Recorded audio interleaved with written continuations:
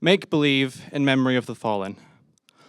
On a mic'd-up stage in Birmingham, a young poet's having doubts to whether there is a point in going on contesting each and every bout and writing poetry to save the world, or at least kick off the revolution.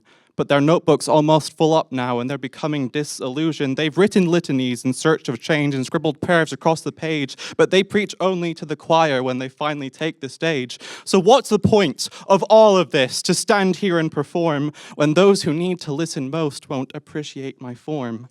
I'll never read my work on the evening news. The couplets never change the views of those we're pleading with to change the world. So really, what's the use if only sibilance could save our souls, if enjambment cooled the globe, if a trochee could codify trans rights, if chiasmus gave us hope, if a poem could free Palestine? I'd give anything to find the rhymes, but the more I write, the more I start to think that we're all wasting our time.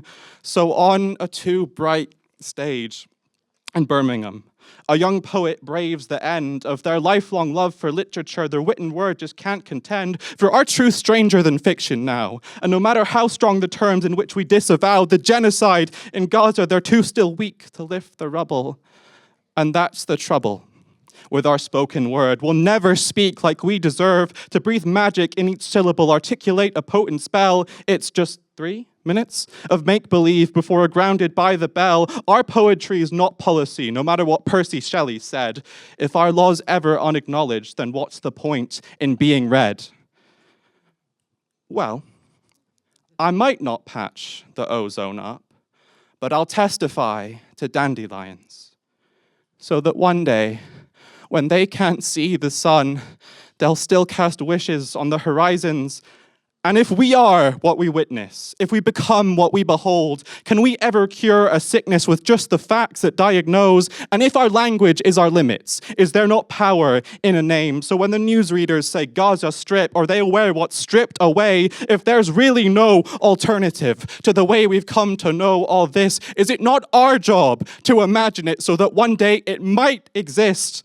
Is it not our job to agitate, to educate and advocate, to aspirate each word we tread with the last breaths of the latent dead? Is it not our job to pluck loose bits and unravel their false narratives, to heighten contradictions in the way they sanctify their every sin?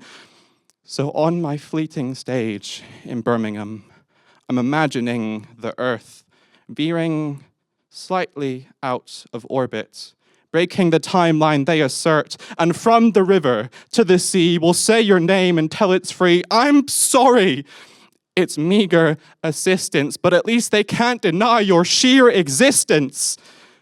So it might not quite be policy, but it might yet be a spell.